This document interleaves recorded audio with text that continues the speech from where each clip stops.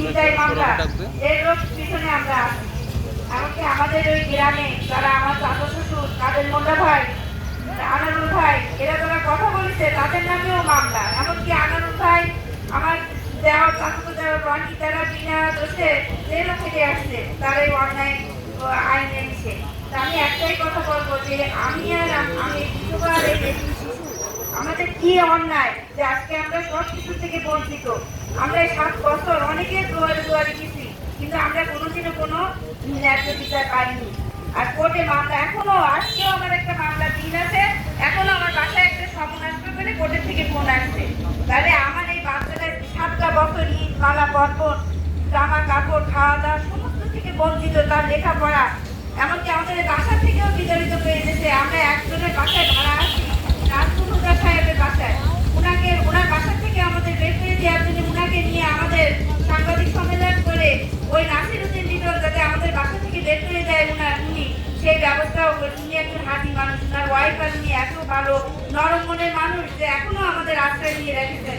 তাহলে আমি আমার এই বাচ্চাটাকে নিয়ে রাস্তায় রাস্তায় ঘুরতাম।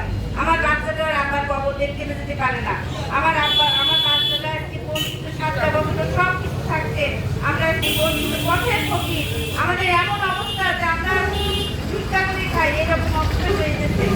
আমার এই এতিম বাচ্চাটা কি অপরাধ করেছে এটাই আমি আপনাদের কাছে একটু প্রশ্ন রাখবো। এমনকি ওই গ্রামের যে কাদের মোল্লা ভাই, শফিকুল চাচা, এমনকি আনারুল ভাই, আমার এই দেওয়াল রনি, অবিনাশ মন্ডল, এরা আমাদের পক্ষে কথা বলছে বলে আজকে তারা গ্রাম ছাড়া।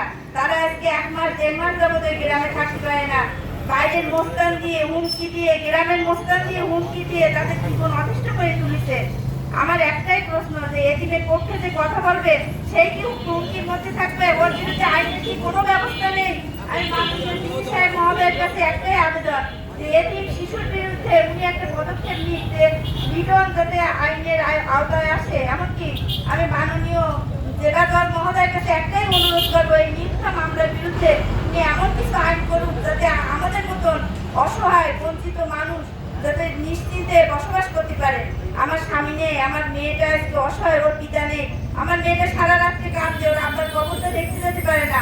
আজকে ঈদের দিন আমার মেয়েটা জামা পাইনি, আমার মেয়েটা আজকে 7টা বছর পথে পথে ঘুরতে আছে। এমন কোনো অপমান অপদস্থ এমন কোনো বাজে কথা নেই, আমরা শুনি না। আপনাদের কাছে একটাই অনুরোধ, এই এতিমের বিরুদ্ধে আপনাদের যতই ঝড় আসুক আপনারা সত্যি কলম ধরেন, আপনারা একটু ন্যায্য বিচার যদি করে দিতে পারেন আমার মেয়েটার আমরা পথের থেকে রাস্তার থেকে ঘরে উঠবো। আমাদের